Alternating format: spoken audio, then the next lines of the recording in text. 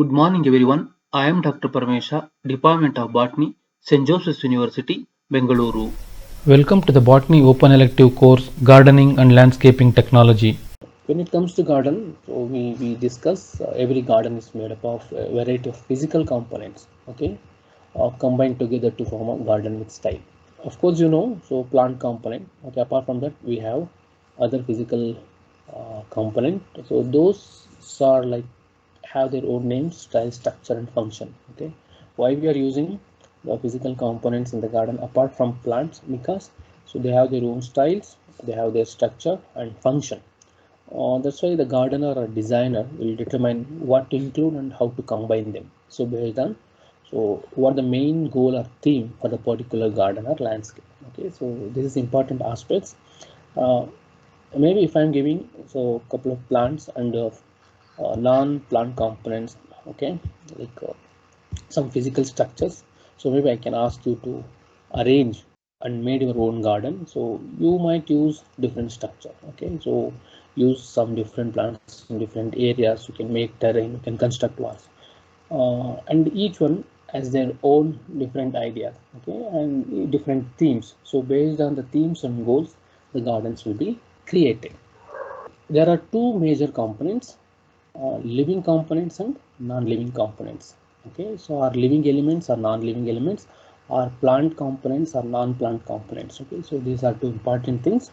So again, examination point of view, also this is important. Of course, first we'll discuss about the non-living components, because living component, when it comes to plant components, so you have to use lots of plants. Okay, I told you herbs, shrubs, trees, okay, and some are perennials and some are annuals. Living component, so of course living component, plants, it could be trees, shrubs, herbs, grasses, lianas, climbers, epiphytes, so many things. Okay, so you can see in the garden the living components are called softscapes. Okay, softscapes.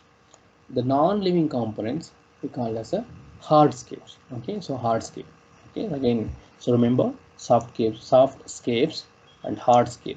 Okay, so again in exam you might ask uh, softscape and hardscape for 2 marks question, or else sometimes supporting features we can ask, sometimes decor. Okay, so we can ask when it comes to hardscape: sidewalks, walls and fences, pavers, rocks, decks and patios.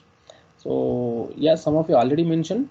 Someone mentioned sidewalks, someone mentioned walls and fences, and many of you mentioned rocks and decks and patios. So of course, when you say bricks and rocks, we can construct through decks and patios with wood itself. Okay, so yeah, its possibilities are there. So your answer is right. Whatever you given in the previous Mentimeter. Okay, answers. Decor, or some we can use for a decoration purpose. Those are all water features, ponds and fountains. Okay, so somebody mentioned water, right? And ponds and fountains. Somebody mentioned fountains also, and statues. Okay, yeah. So someone mentioned statues and tree hangers. Someone mentioned, and someone mentioned swing. Okay, yeah. So good. Okay, so those will comes here as a deco. Okay, so decorative things what we are using for a non-living component, especially under decoration. Then supporting features. Okay, so when it comes to garden, okay, so not only just plants and some of the stones and fences.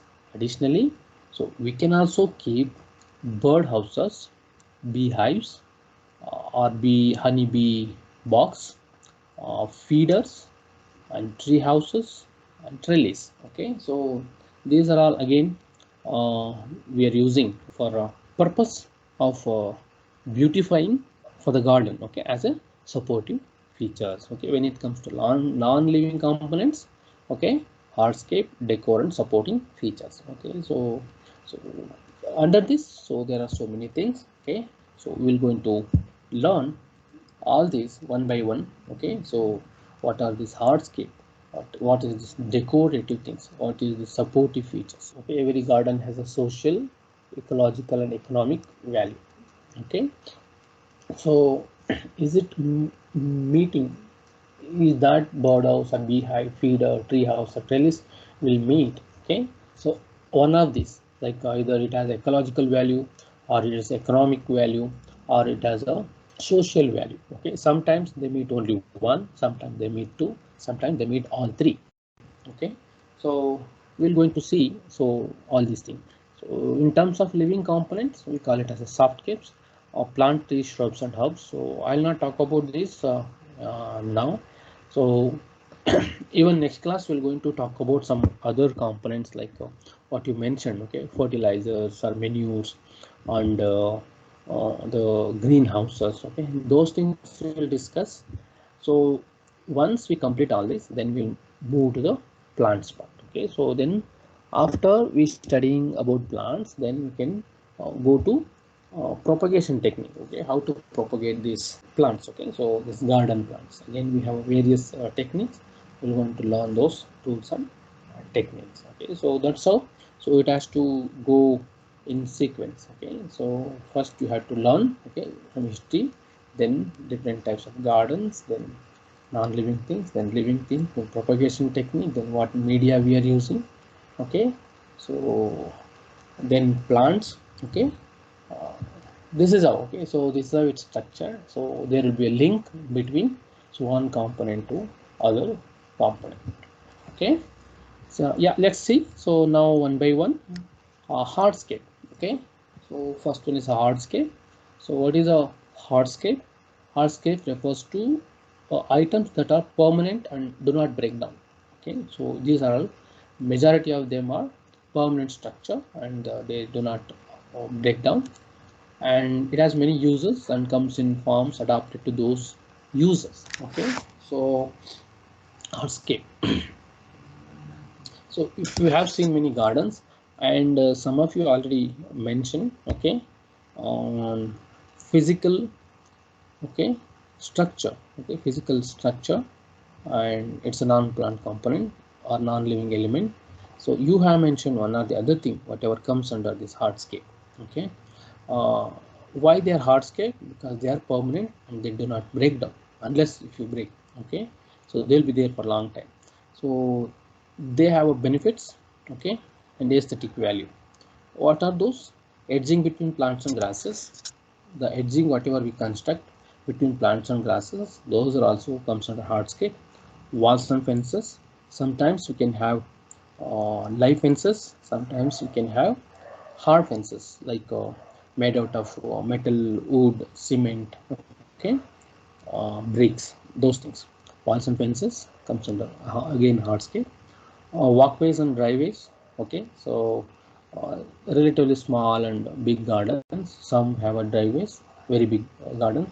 Otherwise, many gardens we need to have some walkways. Again, it's made out of some hard material like cement or stones, and patios and deckings. Okay, so again this is a additional thing. So not only throughout the garden we'll have, so maybe in one some corner or somewhere in important area, so we can use this. So patios and deckings, so again we can use it for various purpose. We're going to see what purpose we're going to use.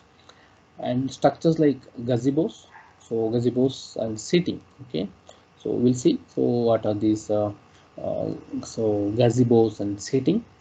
And again garden benches and seating. Okay, so garden benches, again we can see in different structures, made out of cement, made out of stone, made out of marble, made out of wood, made out of metal. Okay, different types of benches. And also we can keep this in different locations. Okay, so I mean when it's seating, we can't fill entire garden with benches. Okay, there are certain locations where exactly you can keep these benches. Okay, and there's a proportion also. Okay, for this much area you need this many benches, and it should have a aesthetic value. Okay, so maybe you might observe, so based on the theme, okay, if it's a rock garden, you can have a stone. Okay, so in a simple way. Okay, and sometimes you can see the metal one. Okay, in many walkways they use so metal seating arrangements. And ponds and pools, of course. So ponds and pools also, okay, non-living component which plays a major role.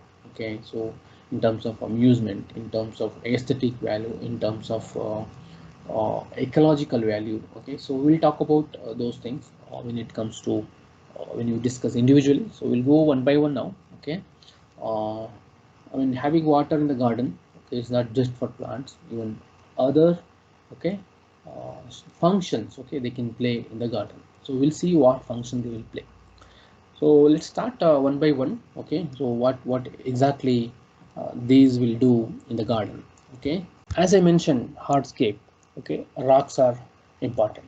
Okay, so these are all permanent structure, so we can't break them. So big rocks are used for decor, edging. Okay, you can see here. Okay, so here some rocks will be used for a decor edging, and shade for some plants, small plants. Suppose if it's a kind of rock garden, so sometimes they need shade for small planters, and sometimes these xerophytic plants like succulents, cactus, and other xerophytic plants, they require this type of habitat, because if you provide more water, they will die. Okay, so they will decay. The death and decay will happen to those particular plant. So they need dry habitat. Okay, so they need dry habitat. Even if you bring some cactus species from the garden, okay, so some nursery, if you keep it in the rain, so it won't flourish. Okay, it will die.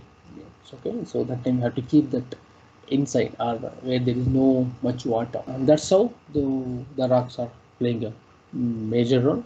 And additionally, rocks are very important in a Zen garden. Okay, so already we have seen, so Zen garden, the gardens for meditation, where so they can use pebbles, rocks, and sands, okay, for designing. And birds and squirrels, so use them as a perches or launching of places. Lizard use them for sunning. Okay, so that's why rocks are important in the garden. And small rocks or gravels used as a ground cover, okay, in lieu of mulch or vines. Okay, see like this, so they are using for mulches. Maybe you might have seen, this is called rock mulching. Okay, so pebble mulching.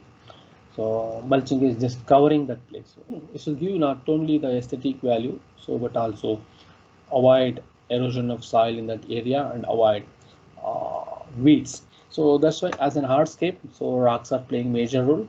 Okay, so we can use for various purpose. Okay, there are exclusively rock garden, but apart from rock gardens, if you see any garden, okay, so and look for so rocky substances, I mean the physical structure, especially made out of rock, where they're keeping all this, and what is the function. Okay, here onwards, if you see rocks, so what is the function of that? Why they kept that rock in that area? So what is the ecological, okay, so value, or else physical value, or else aesthetic value playing in that particular area? Okay, you can look for those. So that's why rocks are very important. Then sidewalks and driveways. So you might have seen, so many gardens, so they have a sidewalks and some have a driveways. Okay, so if it's a really big, okay, area, so maybe they made driveways. Okay, so you can do cycling and you can walk. Okay, and you can, I mean, sometimes you can use for a transportation purpose also. You want to bring something from so this area to that area, you can use for transportation. Apart from that, you have a so walkway. Okay, so in the garden, so you can walk to visit garden, and sometimes you have to maintain, you have to walk sometimes daily, morning and evening walking, so you can use so these walkways. Okay, so additionally, so I mean, based on the availability and based on the terrain, so we can use different types of walkways. So we can use mosaic type of walkways here. What you can see here is a kind of terrace. Okay, rather than building stairs here. Okay, so like a normal cement stairs, they use these rocks, okay, and stones. They made this stairs. Okay, but this is looking, I mean, beautiful, like a kind of aesthetic value it is giving, along with the plants they growing along these walkways. Okay, you can see, so majority of them are kind of xerophytic plants. Okay, so xerophytic plants. So again, these walkways are made out of concrete, okay, or pebbles, stones. Okay, uh, you can grow sometimes mosses on that. Okay, so moss plants again you will get in the market. There's another group of plants, okay, ferns we used to call. Okay, bryophytes, Okay, so sometimes you can use bryophytes, sometimes you can use pteridophytes. Pteridophytes also called as a ferns. Okay, so masters are so bryophytes. So there's another group of plants. So then again, driveways can be made out of gravel, so cobblestones, pavers are porous, so asphalt. Okay, so these things will get at majority. So they are using some rocks, some stones, some pebbles. Okay, so these are all very common thing you can see in the garden as a sidewalks and driveways. Okay, so again, so when you go to garden, so you look for this because already you mentioned, some of you mentioned in your Mentimeter interaction. So these many things. That means you observed these things whenever you visited. So then we can go for walls and fences. Yeah. So someone mentioned even fences also in your interaction. Yeah, fences again, it's a hard and soft because some fences you can see live fencing, so they can use plants. Okay, so the passiflora, duranta, many gardens you might have seen. Okay, they trimmed and designed some plants as heads plants, so that's called duranta plumaris, the kind of greenish yellowish. Okay, so if you trim, it will again sprout very nicely. And sometimes some climbers, the passion fruit plant or passiflora. Okay, so it's again very beautiful flowering and it will produce also fruits. Okay, we can consume those fruits in the form of juice. Okay, uh, but majority they're using for flower purpose. Okay, again hedge plant, uh, fences you can made out of that also. Okay, and bamboos. Okay, so bamboo fences also you can make. So the see the lowermost one, it's a green fence. Okay, and if you see middle one, it's a bamboo fence. So even you can use both living and non-living. Okay, sometimes you can have a living bamboo fence, but it will take maintenance. Okay, so because often the shedding of leaves will be collected, lots of dead plant material someone mentioned. Okay, so dead sticks. Yeah, so many gardens dead sticks will be there. But that's why many people will use this bamboo fence as after harvesting they'll cut and they will install, they'll make a fence like this. Okay, then easy to maintain. Okay, just to have to avoid termites somewhere in the bottom, so with some chemical or some paints or some tar. Okay, so while you installing, or if you install in a cemented area, so they avoid termite biting. Okay, termite eating those particular wood thing. Yeah, you can use this. Apart from that, okay, you can also build walls and fences through bricks, stone, iron or wood. Okay, you can see here in the top, so bricks and stones they use to build these fences. Okay, and if you come extremely down, along with plants you can also see some metal. Okay, metal thing. Yeah, you can use bamboo or mint or any other plant. Okay, so it will give some fragrance and again aesthetic value. So but walls and fences also playing a major role. Okay, so as a so non plant component or a hardscape. Okay, so in a particular garden. So then you can go for a decks and patios made out of wood or cement. Okay, they'll made out of cement and they'll put slabs or tiles on this, or else exclusively they'll made on wood. Okay, so they built on small pillars above the ground, so, or they use concrete. So again, they are a great place for outdoor furniture and potted plants. When you can see, okay, so they use some potted plants. They have chairs, teapots, and sometimes they have small swings. Okay, and there are plants, and sometimes so you can see some climbers. Okay, sometimes you can cover or sometimes uncover. So majority of these decks and patios are uncovered. So very rarely they covered because there's other structure where they are exclusively using for covered purpose. We're going to see that in the subsequent slides. Okay, so decks and patios also so playing a major role. Yeah, so this is what decks and patios pictorial representation.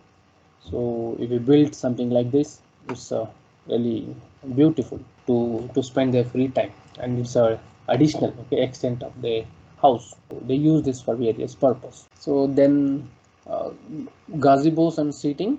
Gazebos are basically outdoor rooms, just like what we have seen in decks and patios. Similarly, so these are all called as outdoor rooms or outdoor rooms. You can see here some are permanent, some are semi-permanent, okay, some are you can temporarily also you can build, okay. So they are generally round, square in shape, okay, made out of wood or concrete, okay, or metal, okay. So they have a sort of sitting inside, so maybe you have seen in some garden, okay. They are roofed over, but in previous case what we studied here, decks and patios, they might be roofed, they may not, okay. So not required, but here so definitely, so they roofed, okay.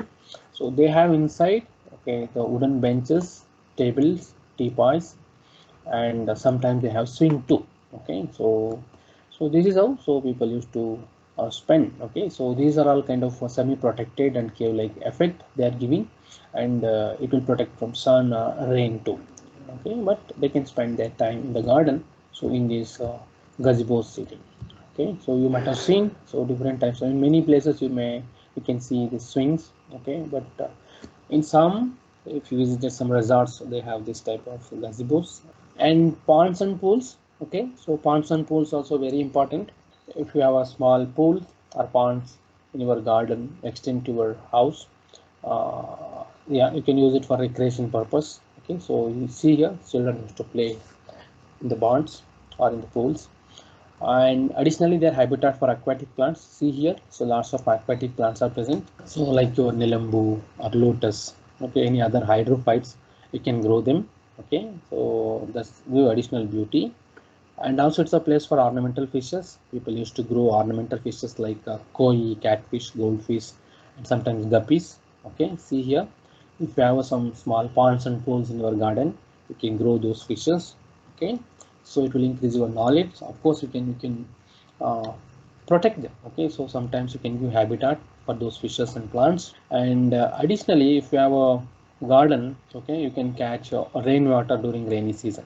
Sometimes what happens, if you are not planning, if you have a relatively big land and you have a garden, but if you are not planned for any ponds, okay, so the rainwater, okay, that might devastate your plants. So that's why if you plant any ponds and pools, the whatever the rainwater it will collect in the ponds and pools, okay, and you can use that water again for this your gardens, okay, to maintain your gardens. And if you properly plant, so you can use that for your recreation purpose, okay. Make use of that water for gardening. So overall, water pot so plays a major role in the garden, okay. So not only just giving them for plants, but also so other recreational purpose we are using the water, okay. You can see here, okay, growing hydrophytes, so playing, and to keep fishes, okay, so decorative fishes in the garden. With this, I end my class by acknowledging the following people in the website. Thanks for watching. Please subscribe the channel for more videos. Thank you.